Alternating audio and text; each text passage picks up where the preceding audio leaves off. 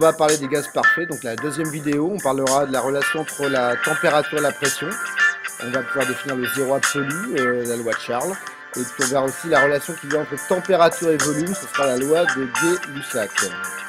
Alors, pour avoir la relation entre la pression et la température d'un gaz, donc j'ai pris dans un Erlenmeyer de l'air. Donc, je vais pouvoir considérer que j'ai un volume constant. Et maintenant, pour chauffer le gaz, en fait, j'ai fait un bain-marie. Et je vais pouvoir mesurer la température de l'eau. Et je pourrais faire l'approximation que la température de l'air est la même que l'eau. Donc en fait, au cours de cette expérience, j'ai pris deux mesures, donc là, à la fois la température de l'eau et puis la pression de l'air. Alors si je regarde maintenant l'évolution de la pression en fonction de la température, donc dans mon expérience, comme je fais un bain-marie et que je fais chauffer de l'eau, je ne vais pas pouvoir monter à plus de 100 degrés, puisque 100 degrés c'est l'ébullition de l'eau. Mais voici les valeurs que j'obtiens pour la pression. Je suis parti d'à peu près 20 degrés. On voit que la pression augmente quand la température augmente. Si je fais un ajustement des points, alors c'est pas mal, j'ai une jolie droite. Bon, le seul problème, c'est que j'ai pas de relation proportionnelle entre la pression et la température. Évidemment, en physique, les proportionnalités sont beaucoup plus agréables à utiliser. Qu'est-ce que je pourrais faire? Alors, je vais un petit peu étendre mon graphe dans des valeurs négatives de la température. Et ce que je vais faire, c'est que je vais essayer de continuer, de prolonger cette droite. Alors, voyons voir ce qui se passe. Je vais en fait arriver à une température qui est très célèbre en physique, c'est moins 273,15 degrés Celsius. Alors, maintenant, ce que je peux faire, c'est essayer d'imaginer ce qui pourrait se passer si mon origine n'était pas au 0 degré Celsius, mais à moins 273,15 degrés Celsius. Donc, je vais bouger mon axe. Et qu'est-ce que je vois ici? Eh bien, je vois une super proportionnalité. Donc, en fait, ce qu'on a fait, c'est qu'on a changé l'échelle de température pour définir une nouvelle origine qui serait moins 273,15 degrés Celsius. Et cette valeur-là, c'est ce qu'on va appeler le zéro absolu.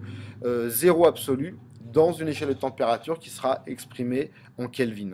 Et ça va être en fait la nouvelle échelle de température qu'on va utiliser pour décrire les gaz. Et évidemment, ce qui est remarquable ici, c'est que maintenant pression et température sont parfaitement proportionnelles. Alors, à cette température, qu'est-ce qu'on a? On a une pression qui est égale à 0. Concrètement, ça veut dire quoi une pression égale à 0? Ça veut dire que, puisque la pression est due au choc des molécules sur les parois du récipient, pression égale 0, ça voudrait dire qu'en fait, il n'y a plus de choc contre les parois. Donc, plus aucune molécule ne peut bouger. Alors, bon, c'est une espèce de choses un petit peu idéales. On va parler justement d'un cas idéal. Alors, on a fait l'approximation que le gaz ou que les molécules bougeaient de moins en moins quand on baissait la température. En fait, si on prenait des gaz réels, on sait très bien qu'on aurait un changement d'état. On aurait certainement notre gaz qui se transformerait en liquide. Donc là, on est vraiment dans un cas assez idéal. D'ailleurs, c'est pour ça qu'on parlera d'ailleurs de gaz parfait. Alors, pour résumer tout ça, c'est la loi de Charles qui va résumer la relation entre la pression et la température d'un gaz. Toujours pareil, pour un volume constant. C'est que la pression et la température sont proportionnelles à condition d'avoir la température exprimée en Kelvin. Et on va avoir un moyen très simple de pouvoir résumer tout ça, c'est que si on fait le rapport à n'importe quel endroit de ce graphe, P1 sur T1 est égal à P2 sur T2. Ça, c'est la grande relation qu'il y a entre pression et température. Maintenant, si on s'intéresse à la relation qu'il y a entre volume et température, on va supposer par exemple un gaz sur lequel on a un couvercle qui appuie et que la seule pression, ça serait par exemple la pression atmosphérique qui resterait constante au cours de l'expérience. Si maintenant on chauffe le gaz, qu'est-ce qui va se passer? Eh bien, on va avoir le gaz qui va prendre un volume plus important et si on l'a chauffé, la température du gaz va être plus importante. Alors, quand on a fait les expériences, Gay-Lussac avait compris que, par exemple, si on avait une température T2 qui était 2 fois celle de T1, on trouvait alors un volume V2 qui était égal à 2 fois le volume de V1. Ce qui voulait dire que, à pression constante, le volume et la température sont parfaitement proportionnels.